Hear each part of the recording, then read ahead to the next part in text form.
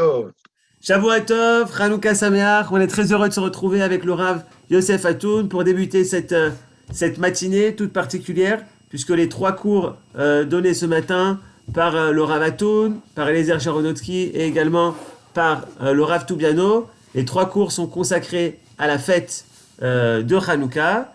Et d'ailleurs, Rav, vous allez nous indiquer le thème que vous avez choisi. Je crois que c'est autour de la beauté, si je ne me trompe pas. Le thème qui va être développé, c'est Midreshet Rennes qui organise cette matinée en association avec l'île Mode. Rav Bechavod, je pense qu'on peut commencer si vous êtes d'accord. est-ce que tu me passes la main, s'il te plaît? D'ailleurs, sur le thème de la beauté. La beauté est-elle une valeur juive? Alors, le titre qui a été choisi en français, évidemment, est un petit peu provocateur, c'est-à-dire qu'elle sous-entend qu'il y a une idée couramment répandue que la beauté n'est pas une valeur juive. Comme on peut le dire, et à juste titre, d'ailleurs, dans une certaine mesure, comme on peut le dire, euh, Sheker Achen ve'evel hayofi, vous voyez le titre en hébreu, la beauté mensongère, le conflit de civilisation que nous avons avec la civilisation grecque, nous le savons depuis longtemps, fort longtemps, est un conflit entre ce qu'on pourrait dire d'une façon un peu rapide, si que préfère-t-on, le beau qui n'est pas vrai ou le vrai qui n'est pas beau? Vous savez que les Grecs étaient spécialisés dans toutes sortes d'argumentations. La rhétorique dans la Grèce antique est un art, et c'est l'art de dire les choses bien, euh, beau. Mais justement, la question ce que pose le juif, c'est qu'est-ce que tu dis? Est-ce que ce que tu dis est vrai? Alors, si c'est vrai, peut-être on peut savoir si ça doit être beau, mais d'abord, ça doit être vrai. Alors, tout cela sont des choses, je pense, un petit peu connues, que nous avons étudiées dans le passé, et je voudrais aujourd'hui reprendre quelques-uns des thèmes connus, mais aussi les dépasser pour justement essayer d'entrevoir quelle est la perspective en particulier du Rav Kook concernant la période, les générations que nous vivons, les générations du retour. Y a-t-il de ce point de vue-là, de la relation entre le vrai et le beau, ou plus généralement la relation à l'esthétique, à l'art, et pas seulement, à tout ce qui fait le développement du monde à travers ses dimensions extérieures et pas seulement intérieures, eh bien, nous allons essayer de comprendre si nos générations du retour en Eretz Israël, du retour à la reconstitution de la culture hébraïque authentique, eh bien, nous allons essayer de comprendre si cela change quelque chose dans la relation que le judaïsme peut avoir avec l'art, avec l'esthétique, avec le yofi, la beauté de façon plus précise. Alors, je commence par ce que tout le monde, je pense, connaît un peu plus ou un peu moins, mais nous savons que nous avons lu il y a pas longtemps, il y a 2, 3 semaines, nous avons vu que Yaakov, notre ancêtre, le premier Israël à s'appeler Israël, nous sommes béné Israël, eh bien, il a eu 2 femmes. Ce que disait le Rav Tzvi Yehuda, c'est un homme double, et il a besoin de 2 femmes pour chacune des 2 catégories qui constituent sa personnalité. Le verset nous dit, vous l'avez sous les yeux, Ve'ene Léa Rakot, les yeux de Léa étaient doux, on va traduire de cette façon-là, Verachel Aïta Yefat Toar Yefat Mare, mais, je dis mais, on pourrait dire et, mais je crois que Vav a le sens ici de mais Rachel était, Haïta Yefat Toar Yefat Mare, était belle d'apparence et de comment on peut dire, de visage et d'apparence. Vayehav Yaakov et Rachel, or voilà que Yaakov aimait Rachel, etc. Alors, la question que pose le Gaon de Vilna est une question qui ressort de ces versets. Nous voyons que, en tout cas, Rachel, plus tard d'ailleurs Yosef, ça c'est déjà plus la paracha que nous avons lue hier, Yosef, lui, le fils de Rachel, eh bien, il est aussi appelé Yefé Toar. Il a aussi une apparence extérieure très belle. Et il faut comprendre, puisque le verset bien connu des Proverbes de Salomon nous dit Shekerachen vehevel yofi, mensonge est la grâce et vanité est la beauté. Isha yirat Hashem hitit halal, une femme qui craint Dieu, eh bien c'est elle qui sera louée. Faites bien attention d'ailleurs que dans la traduction que je viens de donner, hitit halal, j'ai traduit elle, la femme, c'est comme ça qu'on traduit d'habitude, sera louée. Nous verrons tout à l'heure que peut-être, vous me rappellerez si j'oublie, il y a une autre possibilité de traduction. Regardez bien. Sheker achen vehevel hayofi, isha yirat Hashem, si une femme craint Dieu, alors la beauté, tit halal, sera louée. La beauté de cette femme qui d'abord craint Dieu, qui a d'abord cette dimension intérieure de relation avec la dimension morale, avec la dimension au créateur, au projet moral du créateur. Si eh bien, elle est habitée par cette dimension-là, alors peut-être bien que c'est à ce moment-là que la beauté prendra toute sa valeur et toute sa vertu. Regardez comment le Gaon de Vilna, dans son livre Kol Eliyahu, nous explique tout cela.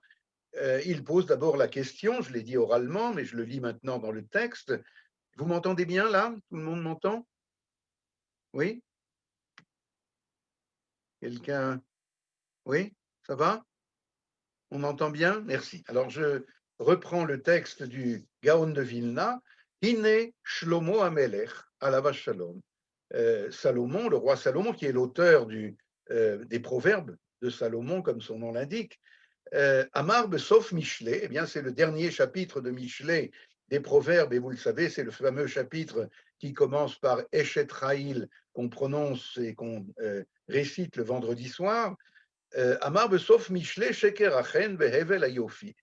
Isha Yirat Hashem Itit Halal, ce verset qu'on vient de traduire. Ou Behemet Matsinu. Et alors le Gaon dit, mais enfin, on a trouvé Gabea Imahot, les mères d'Israël, Asher Nishtabechu Bachen ou Bayofi, qui ont été louées pour leur beauté et leur grâce. Gambe Rivka aussi, pas seulement Rachel et Léa, mais Rivka également. Il est écrit Vaneara Tovat Mare Meod, la jeune fille était de très belle apparence. Alors, il vient maintenant répondre, le Gaon de Vilna, Tsarich Lomar, et à Pérouge me pasuk ze, Kahu. Le commentaire de ce verset est donc ainsi. Shekerachen vevel ayofi, hainuk shen bilti yirat Hashem. C'est lorsque, quand est-ce que la grâce et la beauté sont mensongères, quand elles sont uniquement des dimensions extérieures, des dimensions du paraître et pas de l'être, si je pourrais dire. Behem que nezem zahav be'afrazir, comme dit le verset, c'est comme, comment on dit, une bague d'or dans un nez de cochon. Aval, Isha Yirat Hashem, vous savez, le porc, vous vous rappelez, il montre, dit le Midrash, ses pattes, ses sabots fendus, en disant, regardez, je suis cachère. Alors que le siman de cacheroute intérieure, à savoir le fait que l'animal rumine, eh bien ça, il n'y a pas chez le porc et c'est pour ça qu'il est interdit, bien sûr. Mais extérieurement, il montre ses sabots en disant, donc le porc représente ici l'extériorité la volonté de montrer une légitimité morale simplement du point de vue du paraître et pas de l'être. Avalisha Yirat Hashem itit halal, c'est une femme qui craint Dieu, qui sera louée. Ratzal Omar, alors le Gaon de Vilna dit, Degam Achen ve'ayofi tit halal. À ce moment-là, s'il y a, vous voyez dans la position qu'occupe cette expression dans le verset, Sheker Achen ve'hevel ayofi, eh bien les notions de beauté qui sont ici sont écrites dans le verset avant Isha Yirat Hashem. Mais s'il y a déjà cette dimension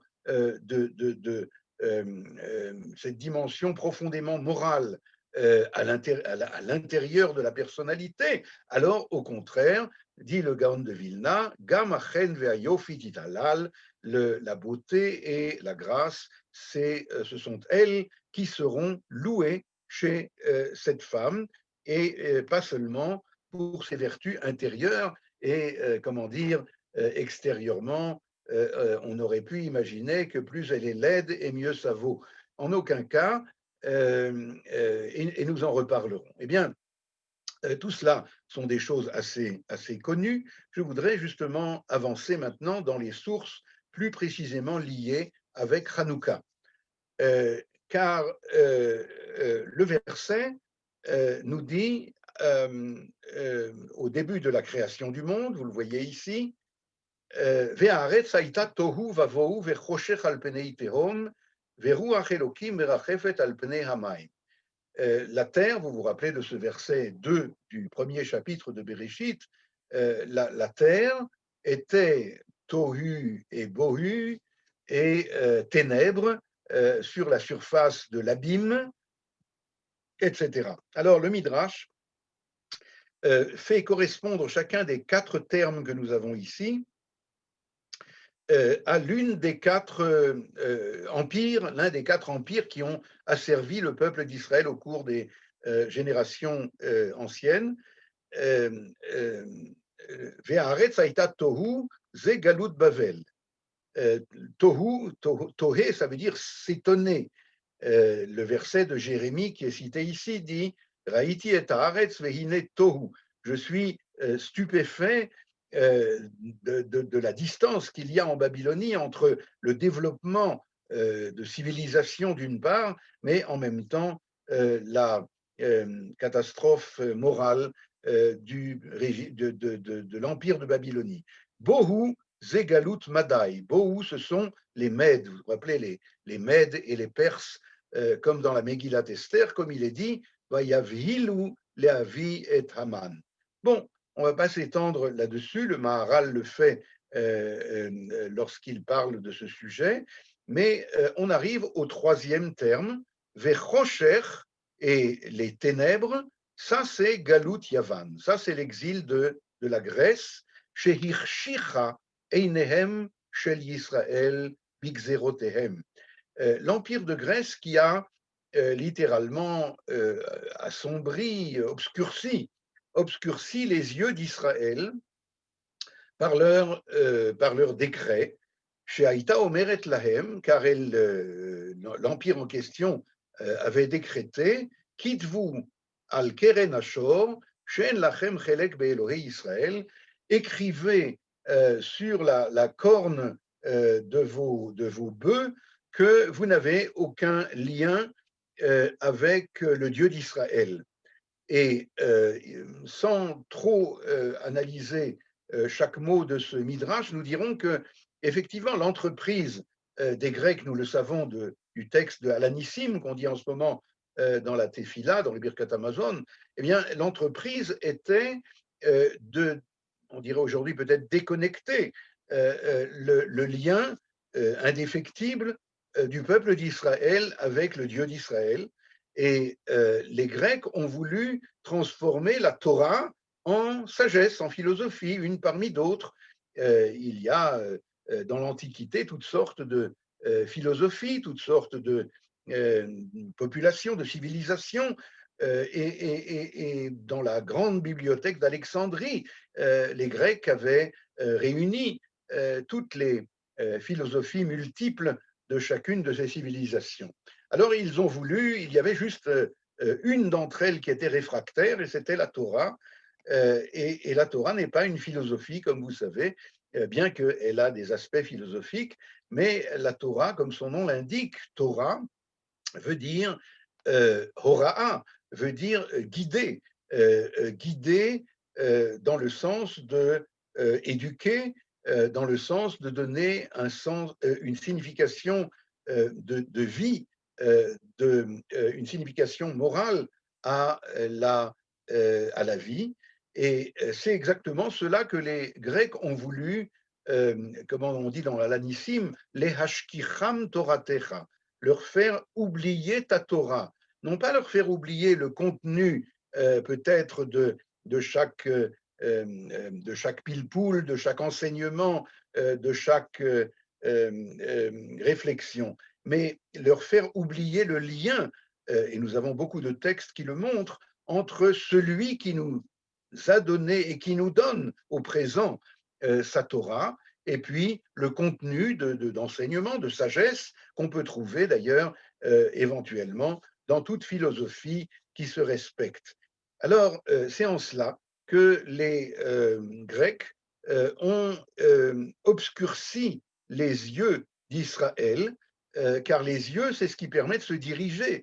Les yeux, c'est ce qui permet de marcher droit vers un certain but moral, alors que si les yeux sont obscurcis, alors on est perdu, on ne sait plus où se diriger. S'il y a des questions, bien entendu, comme toujours, vous êtes les bienvenus et au contraire, je serai heureux pour savoir que les choses sont comprises, bien que pour l'instant, nous avons dit des choses que probablement vous savez déjà, mais on va avancer. Y a-t-il une question? Alors, j'avance maintenant vers le texte le plus fondamental peut-être, qui nous montre que dès les origines, c'est-à-dire dès les enfants de Noach, à la sortie de l'arche de Noé, après le déluge, eh bien, c'est là déjà que va commencer le conflit que nous appelons Hanouka, que nous appelons le conflit de civilisation entre la civilisation grecque et puis ensuite gréco-romaine et occidentale, et puis la civilisation d'Israël. Alors ce verset est très parlant, regardez bien. Je vous rappelle qu'il y a le troisième larron, le troisième fils de Noach qui a été disqualifié immédiatement, Ham, l'Afrique de façon schématique, et il nous reste deux grandes sources de civilisation que l'on appelle Shem et Japhet. Le verset dit, dans la bénédiction que reçoivent ces deux enfants de Noach, Yaft Elokim le Yefet, Veishkon be'ohale Shem. Yaft Elokim le Yefet. Alors, je traduis d'abord la fin parce que c'est plus facile. Yishkon be'ohale Shem, qu'il réside dans les tentes de Shem. On va voir qui c'est il. Le sujet apparemment c'est Elohim. Donc Elohim résidera dans les tentes de Shem, mais auparavant Yaft. Alors Rashi nous aide à comprendre ce que ça veut dire ce mot Yaft, non pas a priori en tout cas de la racine Yafé que nous attendons puisque notre sujet c'est la beauté, mais Yaft a priori dans son sens étymologique nous dit Rashi, ça veut dire Meturgam Yaft Yarriv, il élargira.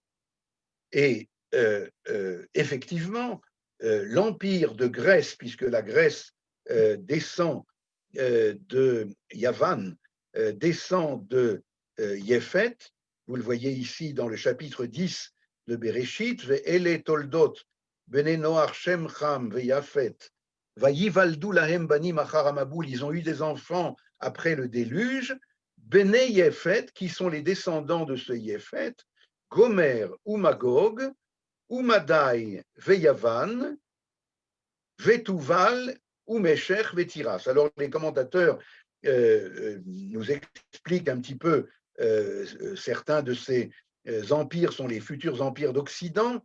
Yavan, bien sûr, c'est la Grèce. Et puis Tiras, que vous avez ici à la fin, Rashi nous dit Tiras, Zouparas, c'est la Perse. dont on a déjà un petit peu parlé. Alors, on va y revenir, mais je résume où nous nous trouvons pour pas qu'on perde le fil. Nous avons donc appris que Yaft Elohim le Yefet, dans un premier temps, Rashi nous dit, Dieu élargira le territoire, d'abord et avant tout, de Yefet. Yefet va s'étendre sur la moitié au moins de la planète, sinon plus. Si vous prenez l'empire de Grèce, l'empire de Perse et encore certains empires occidentaux, alors ils contrôleront au cours de l'histoire la plus grande partie du monde dit civilisé. Et c'est dans ce sens-là, premier, que vient le mot yaft. Donc la bénédiction, je relis une dernière fois, la bénédiction qui est donnée à ces deux enfants de Noé, Yaft Elohim le Yefet, Yefet reçoit la bénédiction, j'avance un petit peu rapidement, quantitative, n'est-ce pas? Yariv, il élargira. Nous verrons enfin vous savez que Yavan, la Grèce, par exemple, descendant direct de Yefet, le fils de Yefet, eh bien, sera à la source, finalement, des 7 sciences de la nature, en tout cas à la source de la mathématique, à la source de comment ça s'appelle, les arts plastiques, tout ce qui fait le monde extérieur, le monde de l'extériorité. Il y aura une maîtrise du monde tel que nous le percevons avec les yeux en tout cas, sinon avec l'audition, avec les oreilles. Ça, c'est plus du côté de Shem. Shem, le porteur du nom, comme son nom l'indique, eh bien, Dieu élargira, c'est-à-dire donnera la maîtrise du monde extérieur à Yefet, mais il résidera Be'ohalei Shem, dans les tentes de Shem. Et vous voyez que les tentes, c'est quelque chose, bien entendu, de beaucoup plus intérieur, de beaucoup plus replié sur soi. Et cela correspond bien à ce que nous avons appris jusqu'à présent, à savoir que le Yefet et tous ceux qui vont naître de lui, toutes ces civilisations qui finalement, ce qu'on appelle le monde occidental, et puis aussi la Mésopotamie, qui à l'époque antique est le berceau de la culture mondiale, eh bien, tout cela provient de Yefet, alors que Israël, lui, est porteur, détenteur, comment on dit, garant de la connaissance intérieure, du sens des choses, de la véritable, du sens de l'histoire, du sens de la vertu morale. Est-ce que je peux poser une question? Oui. Oui, est-ce que quand on parle des arts, est-ce que ça ne représente pas aussi une manifestation de l'intériorité?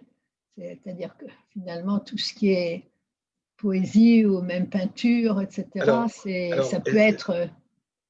Je vous remercie beaucoup, beaucoup de cette question. Je crois que ça va être, si nous arrivons, j'essaye d'avancer pour arriver quand même à l'essentiel, mais tout en refaisant les introductions nécessaires. Mais vous avez probablement raison, bien qu'il va falloir justement essayer de comprendre quel est le type d'activité artistique qui correspond à ce que vous venez de dire, c'est-à-dire qui véhicule finalement des contenus de moralité, des contenus, des valeurs, alors qu'il y a, et nous le savons très bien, des activités artistiques qui mènent très exactement à l'opposé. Alors on va arriver à cela, et donc j'arrive maintenant à peut-être, je saute quelques sources.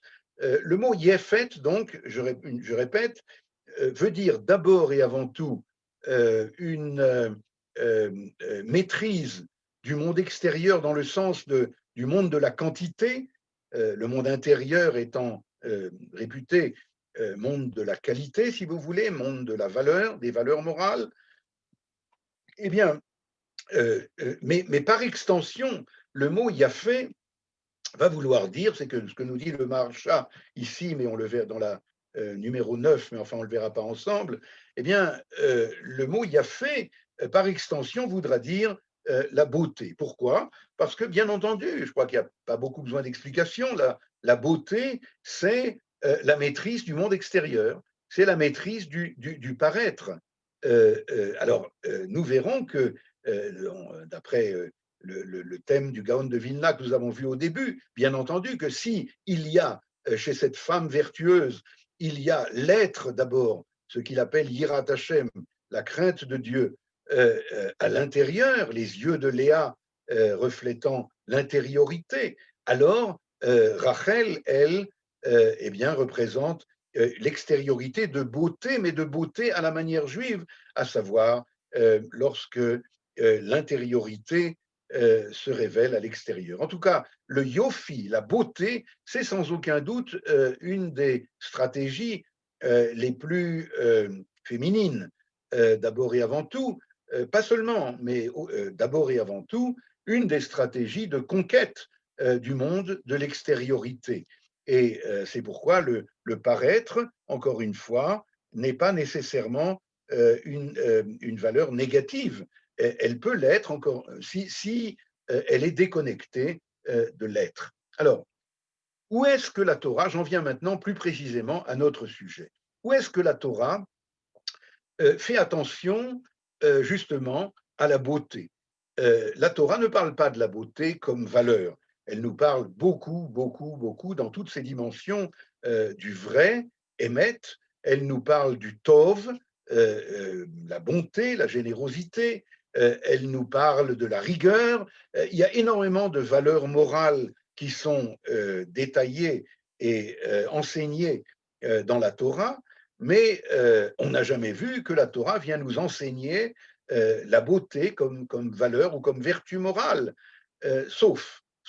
Et là maintenant, nous allons commencer avec quelques exceptions qui nous mèneront finalement à la règle. Alors, il y a dans le Mishkan, dans le tabernacle, vous vous rappelez, dans le désert, il y a sur le tabernacle, je ne rentre pas dans tous les détails techniques, il y a 3 couches de tentures qui viennent recouvrir le tabernacle. Et je ne sais pas si vous pouvez voir la photo que j'ai ici, je ne sais pas, vous voyez là? Est-ce que vous voyez? Oui ou non? Pas bien, non. Pas bien. Oui, pas Je bien. dois monter, descendre, à gauche, à droite? Mais dites-nous, qu'est-ce que Montez. c'est? On dirait des boîtes, on ne voit pas ce que c'est. Ah, des tentures? Comment? Bon, en tout cas, c'est plutôt cette photo-là, celle-ci, que je voudrais vous montrer. Ça va? On voit à peu près? Eh bien, Pas tellement. de toute façon, il y a 3 genres de tentures et nous parlons maintenant de la tenture intermédiaire. Ce que très rapidement je voudrais signaler, c'est que cette tenture intermédiaire, Yeriot Izim, qui est faite de peau de bouc, eh bien, elle a, comme nous dit le verset ici, il y en a 11, et puis, Veha'ama misé barodef, il y a une coudée de chaque côté du tabernacle qui descend, donc la tenture recouvre entièrement le tabernacle, si vous voulez imaginer une boîte, et puis elle redescend des 2 côtés, eh bien, il y a une coudée de plus de chaque côté que la tenture inférieure, qui était faite de toutes sortes de fils cousus, ou bien, comment on dit, ariga. Bon, en tout cas, Tissé? comment? Tissé? Tissé, merci.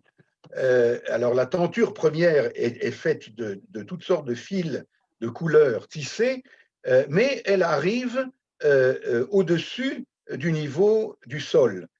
Alors que celle dont nous parlons maintenant, eh bien, elle arrive à recouvrir une coudée de plus que la tenture inférieure.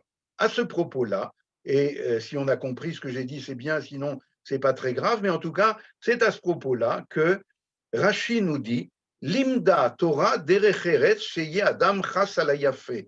Vous voyez cela. La Torah nous a appris ici derech eretz, comment traduire, une manière adéquate de se comporter, que l'homme doit toujours faire attention à la beauté des choses. C'est-à-dire, il s'avère que c'est le seul. Alors, Rabbeinu Bechaye d'ailleurs nous dit en quoi est-ce que le fait qu'elle soit plus longue que la précédente nous apprend la beauté des choses. Il nous dit Klomar, c'est-à-dire Shelo Yagi ou Laaretz que des Shelo Yitanfu. Il nous dit que d'un côté, elle est plus longue que la précédente, mais d'un autre côté, elle ne va pas atteindre le sol complètement afin qu'elle ne se salisse pas, Ba'afar ou Bagushamim, dans la poussière et dans la pluie.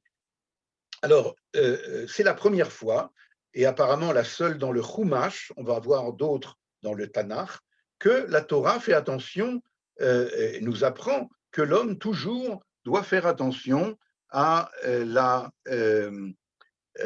beauté. Il y a effectivement la même halakha qui va se déployer, pas seulement la même, mais là c'est plus seulement derech eretz, mais c'est une mitzvah qui se déploie dans les lois sur la construction du temple. Regardez, Maïmonide nous dit dans les lois sur la construction du temple, mitzvah min hamuvchar lechazek et abinyan ou lehagbiho kefi koach hatzibur. Il y a une mitzvah particulière de renforcer le temple, ou les hagbio kefi koach hatzibur, et de le grandir au maximum selon ce que le public est capable, c'est-à-dire d'apporter toutes sortes de l'or, de l'argent, etc. Ou le romem et bet elokeinu, de grandir la maison de Dieu, ou me fa'arim oto ou me yapim kefi kochan, et on doit le rendre beau et agréable selon leurs capacités, selon leurs possibilités. Im yocholim latuach oto bezav, s'ils peuvent le couvrir d'or, ou les hagdil bemaasav, et grandir sa construction, son architecture, hareizeh mitzvah. Là, ça devient une mitzvah. Ce qui était dans le Mishkan du désert un derech eretz, c'est-à-dire des bonnes manières, eh bien, devient, avec le temple, une mitzvah de la Torah. Je voudrais avancer un peu, nous reviendrons peut-être à ce texte du Yalkut Shimoni, mais ce que nous apprenons, c'est que donc dans certains lieux particuliers ou dans certains événements particuliers ou dans certains personnages particuliers, eh bien, il y a une mitzvah de beauté. L'occurrence suivante dont je veux vous parler, c'est le roi. Dans les lois sur les rois, Maïmonide, loi sur les rois, chapitre 2, nous dit que Hamelech mistaper bekol yom, le roi un roi d'Israël, doit aller chez le coiffeur chaque jour. Ou metaken atzmo, et il doit, comment dire, s'arranger. Ou mitnae bemalbushim naim ou mefuarim, il doit avoir des vêtements, comment on dit, très beaux, très saillants. Chez Nehemar, il a certainement son tailleur particulier, enfin. Chez Nehemar, Melech beyofio techezena eneinu. Alors, c'est pas simplement parce que, comment dire, il peut se permettre puisqu'il est le roi, mais il y a une mitzvah de la Torah qu'on apprend en particulier de ce verset de Isaïe, Melech beyofio techezena eneinu, que nos yeux voient un roi dans sa splendeur. Il faut comprendre, le roi d'Israël, surtout si c'est un roi de la maison de David, eh bien, le roi d'Israël est le représentant du klal, il ne représente personne en particulier, mais il représente la dimension nationale, la Neshama d'Israël, si vous voulez, à lui seul, et par conséquent, la Neshama d'Israël, bien entendu, est absolument belle. Nous parlerons tout de suite de Shir HaShirim, qui parle justement de ce dialogue entre Dieu et Knesset Israël, entre Dieu et la Neshama d'Israël, entre Dieu et le Klal Israël, et nous verrons que c'est là, et avant tout là, que la beauté a une valeur suprême, une valeur divine, non seulement une valeur morale, mais une valeur divine. Alors je résume là où on en est.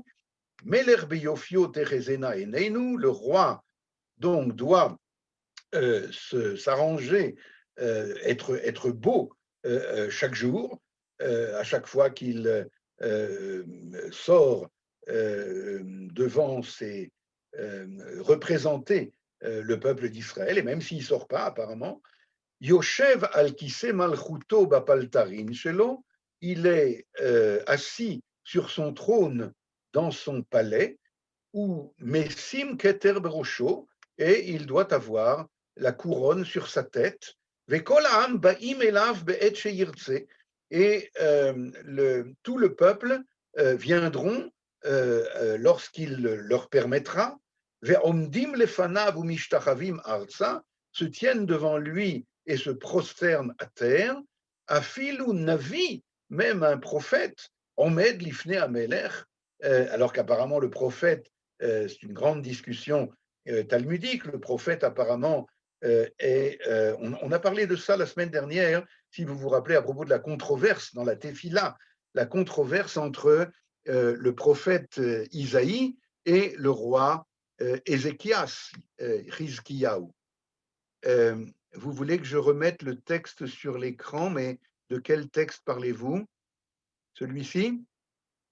Sur l'écran, tout va bien. Oui, Ça va. On a le texte, on voit très bien le texte. on ne voit pas le texte. Ok. Oui, on le voit bien le texte. Très bien. Alors je disais simplement qu'il y a eu de grandes controverses entre le prophète qui incarne, si vous voulez, l'autorité morale divine, et puis le roi qui, lui, est ce qu'on appelle l'exécutif. Enfin, il n'est pas forcément... il y a eu des bons rois, des rois d'Israël emplis de vertus morales, mais il y a eu aussi, bien entendu, beaucoup d'autres, pas spécialement recommandables. Et pourtant, à Filou Navi, dit Maïmonide, même un prophète, Omed Lifne Amelech, doit se tenir devant le roi, Mishtachave Arza, se prosterne devant lui, Sheneemar, Inen Natan Anavi, Vayavo Lifne Amelech, Vayishtachu Lamelech. Nathan, qui est rentré dans la chambre mortuaire de David, eh bien, s'est prosterné devant lui à terre. Alors, qu'est-ce qu'on a appris jusqu'à présent? Malgré tout ce que nous avions appris dans la première partie de notre étude, je fais un peu un bilan, à savoir que la Torah semble être réticente par rapport à la beauté, car, bien entendu, elle est d'abord et avant tout signe de extériorité, le paraître, mais malgré tout, nous avons vu quelques exceptions à propos des mères d'Israël, qui étaient toutes réputées très belles, car ayant cette dimension de vertu intérieure, alors elle apparaît à l'extérieur. Eh bien, nous retrouvons cela, mais cette fois dans une dimension nationale, on va dire, dans la dimension des fils, et plus seulement des pères ou des mères d'Israël. Eh bien, nous retrouvons cela à propos, du Mishkan ou Beth Amikdash, à propos du lieu particulier où toutes les valeurs se retrouvent réunies, y compris la vérité et y compris la beauté, et c'est le temple pour lequel il y a une mitzvah de l'embellir, et puis deuxièmement pour le roi d'Israël, plus particulièrement le roi de la dynastie de David, eh bien, se doit d'être en permanence beau, arrangé, bien habillé, etc., car, encore une fois, il incarne la dimension la plus intérieure d'Israël, même si il est commis à l'exécutif, à la politique du peuple d'Israël, mais il représente le klal. Or, à propos du klal, et j'en viens maintenant au texte numéro 16, eh bien, ces deux versets qui se suivent dans le premier chapitre du Cantique des Cantiques viennent nous dire, plus que toute autre source probablement, viennent nous dire, vous savez quoi, oui, n'ayons pas crainte après 2000 ans d'exil, où on a un peu occulté cela, ne craignons pas d'appeler la beauté vertu divine, car, regardez bien, vous vous rappelez que Shir HaShirim nous parle du dialogue extrêmement émouvant entre Dieu et son peuple. Ils se sont perdus, ils se sont retrouvés. Pardon. Eh bien, Dieu dit à Knesset Israël, l'époux dit à son épouse dans Shir HaShirim, Hinach yafa ra'ayati, tu es extrêmement belle, mon épouse, Hinach yafa enayich yonim, tu es très belle et tes yeux sont comme des colombes. Eh bien, que ce soit lui qui dise à elle, nous indique plus que toute autre référence combien la beauté, encore une fois, du klal Israël, pas nécessairement de chacun ni de chacune du peuple d'Israël, mais en tout cas de la neshama d'Israël, qui est belle et dans le sens où nous l'avons exprimé, à savoir qu'elle est capable de conquérir non seulement, si je peux dire, des territoires intérieurs, mais même des territoires extérieurs du monde. Eh bien, elle, dans Shir HaShirim, elle, entre guillemets, répond à lui, entre guillemets, Hinnecha yafe dodi, toi aussi, Dieu, tu es beau, af naïm et agréable, af arsenu ra'anana, nous sommes pleins de, comment dire, de ra'ananout,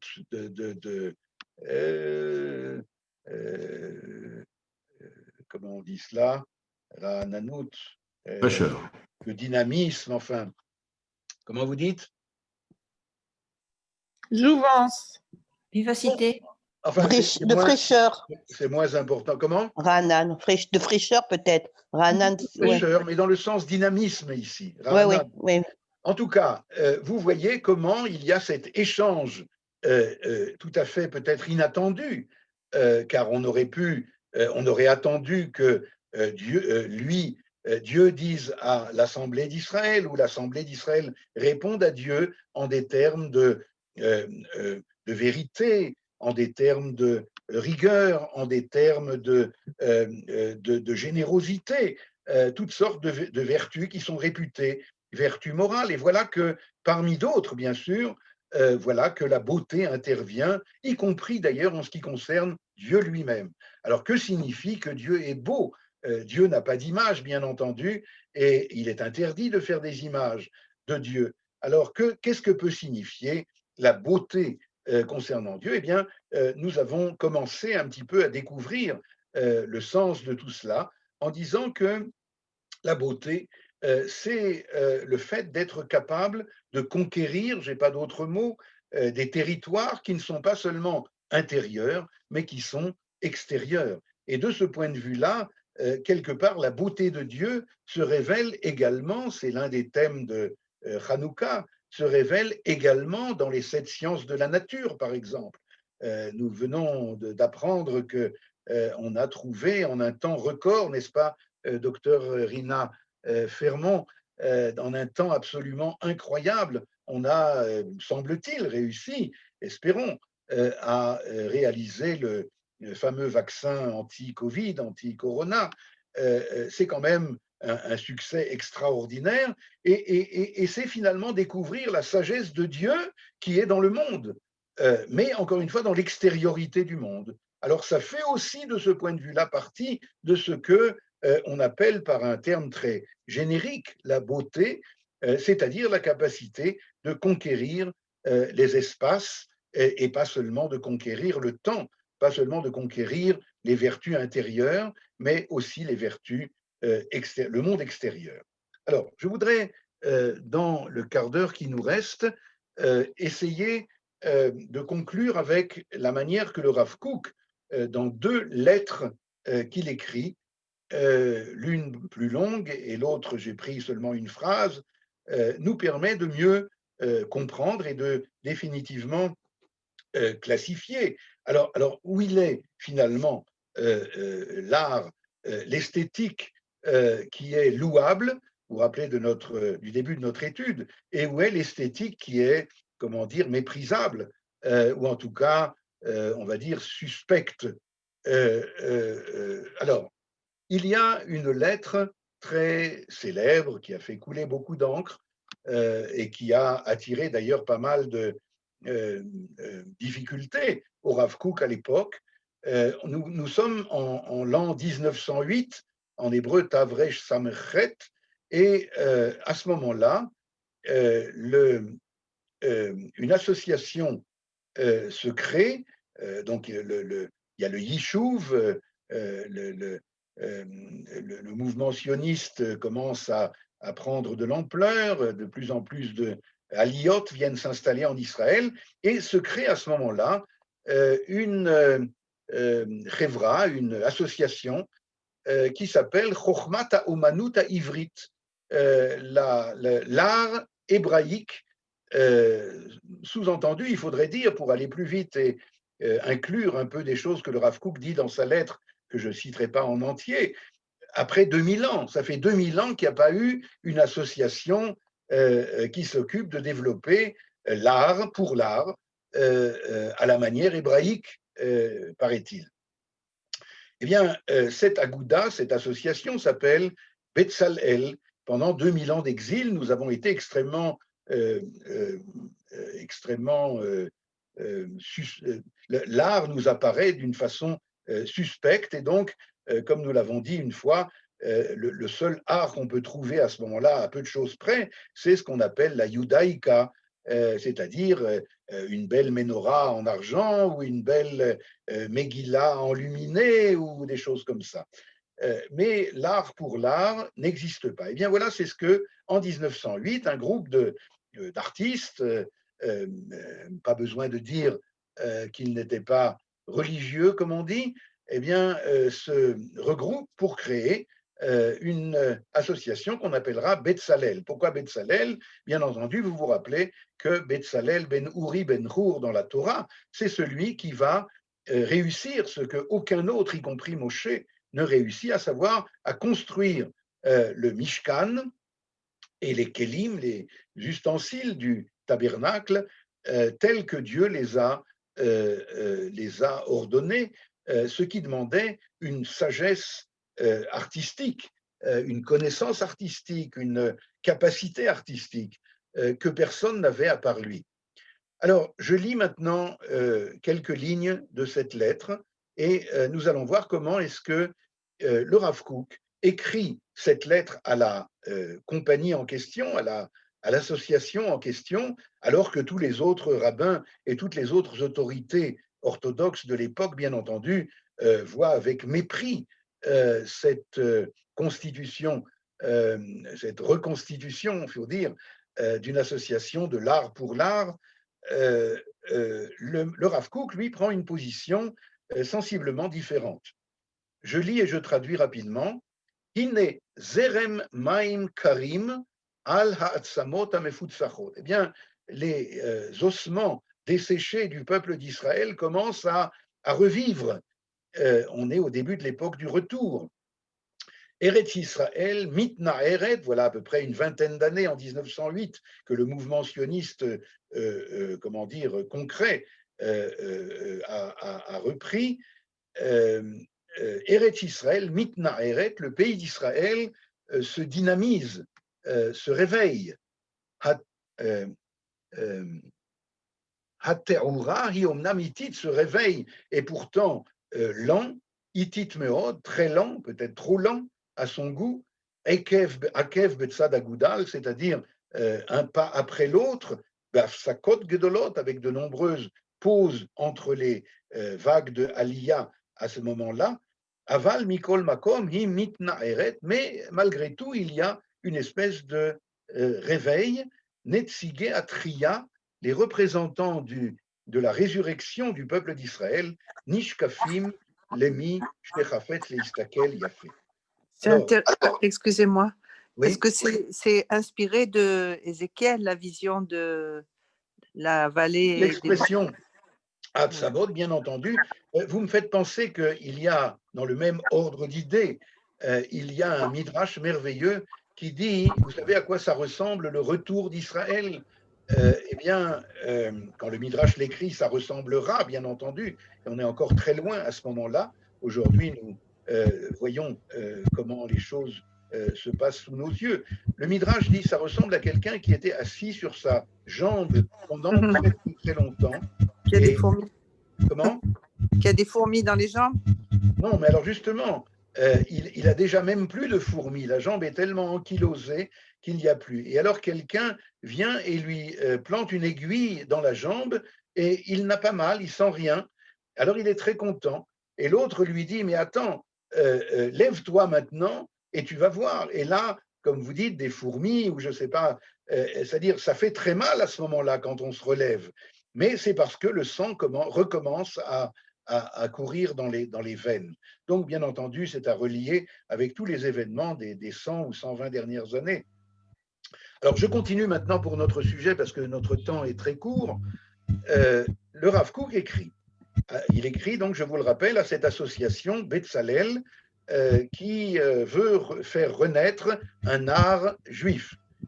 Echad misimane atria hamuvakim, l'un des signes les plus évidents, les plus patents de la résurrection du peuple d'Israël, Peula hanechbada haomedet latset me'agudatrem ve'anechbada. C'est ce qui va sortir de votre association. C'est l'un des signes les plus évidents de la résurrection de notre peuple. Techiyat ha'omanut ve'ayofi ha'ivri be'eretz Israël. La résurrection de l'art et de la beauté hébraïque en Eretz Israël. Melavev amachazé ou marhiv, je traduis à peu près, ça fait chaud au cœur de voir nos frères pleins de capacités. Geoné ayofi ve'aomanut, ce sont des génies du beau et de l'art. Sentez, c'est le grand rabbin d'Israël qui parle, n'est-ce pas? C'est pas un critique d'art de bas étage. Hamotziim makom hagun besderot arechavot agvot. Bon, c'est un peu long. Ruach marom nose otam leavir Yerushalayma. Un souffle élevé les pousse à venir se regrouper à Yerushalayim pour, je traduis directement, pour enjoliver notre sainte ville qui est comme un sceau SCEAU sur notre cœur avec leur merveilleuse florilège liot be kirva le kavod ou le tiferet, d'être proche, donc il y a une allusion à l'endroit du temple, gam le bracha ve toelet, que ce sera une grande bénédiction. Besiman tov kaze nuchal nachon she'akol yiyeh smechim bo. Il est souhaitable que tout le monde, ici une petite allusion certainement aux autres rabbins qui ne sont pas tout à fait d'accord avec cette perspective, alors il dit il est bon que tous soient heureux de cela, de cet avènement. Hatseirim gamazekenim, les jeunes certainement, les plus vieux certainement moins, mais il demande que cela aussi. Gam ayoter karim va yoter trudim beshelat hakiyum, y compris ceux qui, on est en 1908, ceux qui sont préoccupés par l'existence même du Yishuv et éventuellement de la création d'un État pour les Juifs. Et évidemment, ça passe avant, fait-il allusion ici que l'art et la beauté en elle-même. Et pourtant, dit-il, il comprend très bien qu'on soit préoccupé aussi par cette dimension d'esthétique. Et maintenant vient le mashal, la fameuse parabole. Hayalda haneima ve'ahuva. Il y avait une fois une petite fille gentille, agréable, Abat Anechmada, chez Acharei Machala Aruka ou Mamusheret, qui avait été pendant très longtemps malade et paralysée. Dame Noéchet, elle était désespérée, son cas était désespéré. Acharei Mar'e Shel Panim Chivrim Kesid, elle était toute blanche, toute pâle, etc. Je vous passe les détails. Elle avait de la fièvre, enfin, elle était vraiment dans un état de maladie très, très avancé, très prolongé. Hine, Pakra Enea, tout à coup, un jour, elle a rouvert les yeux, Vatiftar Sfatea, et elle a commencé à ouvrir ses lèvres, qui étaient fermées depuis très longtemps. Hayadaim Aktanot, alors les mains ont commencé à bouger, les doigts, etc. Je saute. Hen Mevakshot Tafkidam, qui demande à remplir leur rôle. Hasfataim Naot, de nouveau, les lèvres bougent. Kimat Shavot le Maré Bassar, elle retrouve une coloration de chair. Vebekol Kaouv Mehen Nishma, et une voix encore très douloureuse se fait entendre. Ima, Abouba, maman, donne-moi ma poupée. Nili Abouba, Chaviva, chez Zezman, Kvar Loreitia. Ça fait très longtemps que je n'ai pas pu voir et embrasser ma poupée. Alors, essaye de me la rendre. Kol Sasson ve Kol Simcha, dit le Rav Kook dans sa parabole, une voix d'allégresse se fait entendre. À Kol Smechim, tous sont tellement heureux, le père, la mère, les frères, les sœurs, les grands-parents, etc. Shekvar Shachechu Merov Shanim, qui ont déjà oublié depuis de nombreuses années. Bien entendu, vous avez compris que cette parabole, la Shoshana en question, la petite fille, c'est l'Assemblée d'Israël qui depuis tellement longtemps était endormie ou était malade ou était impotente.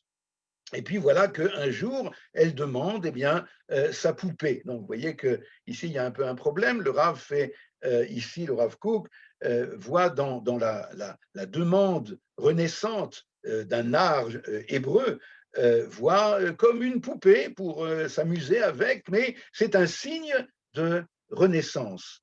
Et c'est ce qu'il dit ici, Shoshana Aktana, la petite fille qu'il appelait Shoshana parce que c'est un des termes, la rose est un des termes dans le Midrash qui concerne l'Assemblée d'Israël, qui s'ouvre, Shoshana Ktana, Mevakeshet et Abouba. Voilà le titre de ce mashal très célèbre que le Rav Kook a envoyé à Betzalel. La petite Shoshana a demandé sa poupée. Et alors, comme notre temps se termine, je voudrais vous expliquer ce qu'il y a dans la suite de la lettre et terminer bientôt. Eh bien, dans la suite, le Rav Kook nous dit que c'est cela qui est en train de se passer. Il diagnostique au moment où il parle en 1908 que la résurrection du peuple d'Israël va rendre possible une dimension artistique, et je me relie à la question que l'une d'entre vous avait posée au début de cet exposé, une dimension artistique qui, dans un premier temps, au moment où il parle, n'en est qu'à ses balbutiements, comme la petite fille malade, Shoshana, n'en est que probablement un signe, un symptôme que le corps tout entier du peuple d'Israël est en train de revivre, mais certains, de l'autre côté de l'échelle, ont été extrêmement critiques par rapport à cette lettre du Rav Kook, car ils ont dit quoi, l'art, la volonté, l'engouement artistique, c'est quelque chose qui est en tout et pour tout comme une petite poupée pour jouer avec. Alors, le Rav Kook savait ce qu'il écrivait. Et il écrit dans la suite, d'ailleurs, ça donnera aussi un petit peu de la parnassa à manger à des tas de gens, si on retrouve… Quoi? C'est ça, encore une fois, que tu comprends, toi, le grand Rav Kook, de la dimension artistique. Eh bien, de là vient, et je termine par là, une nouvelle lettre. Dans la dernière phrase numéro 18 que je vous montre ici, le Rav Kook nous dit quand est-ce que nous terminons là où nous avons commencé? Quand est-ce qu'on dit Sheker Achen vehevel ayofi? Quand est-ce qu'on dit que la grâce et la beauté sont mensongères? Quand est-ce qu'on dit ce Eshet Raïl, dernier chapitre des Proverbes de Salomon, Be'ota sha'a atzma sheyofi abayit notzetz bekol adaro veleile shabbatot. On dit cela le vendredi soir, lorsque justement toute la maison et la femme au centre de la maison sont dans leur plus grande beauté, dans leur plus grande lumière, on peut dire, pour Hanouka. Eh bien, c'est à ce moment-là, précisément, que nous disons Sheker Achet. Je résume et je conclus. Le Rav Kook n'a pas voulu dire plus que ce qu'il a dit. En cela, d'ailleurs, il a déjà dit énormément parce que, je vous le répète, il s'est fait beaucoup d'ennemis par cette lettre, mais malgré tout, il a voulu signaler que la renaissance de la vocation artistique de la vocation esthétique est un signe extrêmement encourageant, mais ça ne peut pas aller, et il dit dans la suite de sa lettre qu'ils devront, il les invite, il les supplie de bien vouloir respecter les limites que les rabbins, lui en particulier, vont fixer à cette vocation artistique, ce qui ne se fera pas, bien entendu, dans la suite, mais ça vient de l'extérieur vers l'intérieur. Et c'est pour cela qu'il ne peut pas donner entièrement son aval à cette vocation artistique de Betzalel, parce que ça provient d'une volonté de s'occuper d'un art qui est déconnecté de la dimension intérieure et morale. Alors que dans la lettre 363, numéro 18 que nous venons de lire, c'est précisément le vendredi soir, au summum de la dimension morale, intérieure, sainte de la semaine, que toute la beauté de la maison, de la femme vertueuse, etc., eh bien, reçoit entièrement l'aval de la Torah. Et c'est à ce moment-là que la beauté devient une vertu divine, une vertu prophétique, une vertu morale. Et de très nombreux textes, alors, nous annoncerons, et concernant le Beth Amikdash, et concernant le roi, et concernant tout Israël qui redécouvre une dimension artistique porteur des objectifs et vecteur de la moralité d'Israël. Merci beaucoup. Toda Rabba au Rav Atoun. Merci beaucoup, c'est un plaisir.